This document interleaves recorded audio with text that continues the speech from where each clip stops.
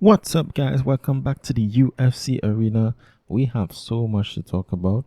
UFC 267 is right around the corner. Lots of big fights. And in this video, we're going to talk about Islam Makhachev versus Dan Hooker. Let's get into it.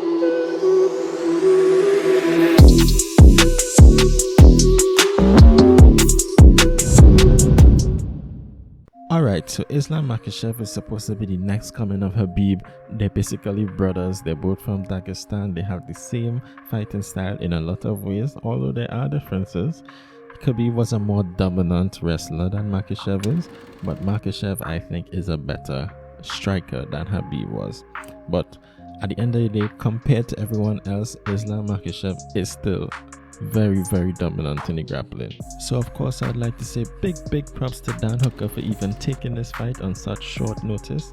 Like, I was watching a podcast with him and Alexander Volkanovski, and he was saying, well, you know, mate, it doesn't make sense for me to take this fight because why would I do? And then all of a sudden, here he is taking the fight the next day.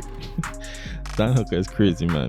I do wonder how much the short notice is going to affect Dan in terms of preparing for such a grapple heavy opponent. Obviously, this is a striker versus grappler matchup. Makhachev, dominant grappling. Hooker, excellent striking. Islam has good striking defense, and Islam actually wants to strike. I remember in his last fight against Thiago Moises, he wanted to strike, and Khabib and them, of course, they're telling him take him down because that is the part of least resistance. That's what they do, and that's what Khabib does, you know.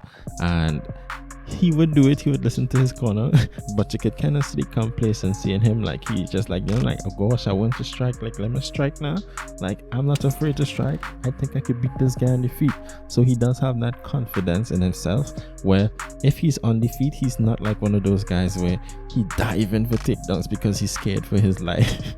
No, he's comfortable on the feet. He has good striking defense. He absorbs a lot less strikes than Dan Hooker, that's for sure. But of course, that has to do with their style. With all that being said, Dan Hooker is definitely the better striker.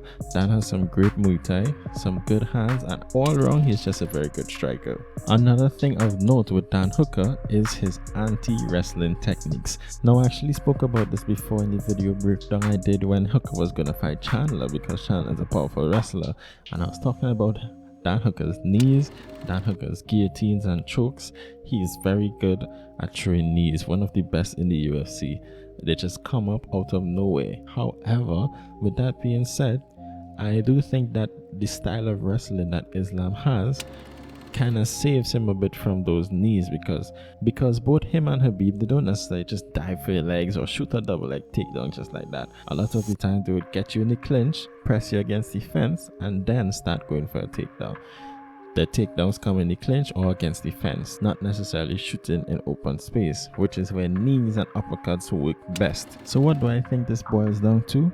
The person who is able to implement their game and keep the fight where they want it will win the fight. And I think that is going to be Islam. Unfortunately for Hooker, I think this is too big of a hurdle for him to overcome, especially on short notice. I think he will get out grappled by Islam. However, I do not think Islam is going to finish him. I mean, it's possible, it's definitely possible, but I see Dan just being out grappled, and I see it going to a decision. However, I would say Islam can get finished if he isn't careful, because Dan Hooker is dangerous. He has some sneaky attacks that could put your lights out. So don't think that this is a wash, this is easy.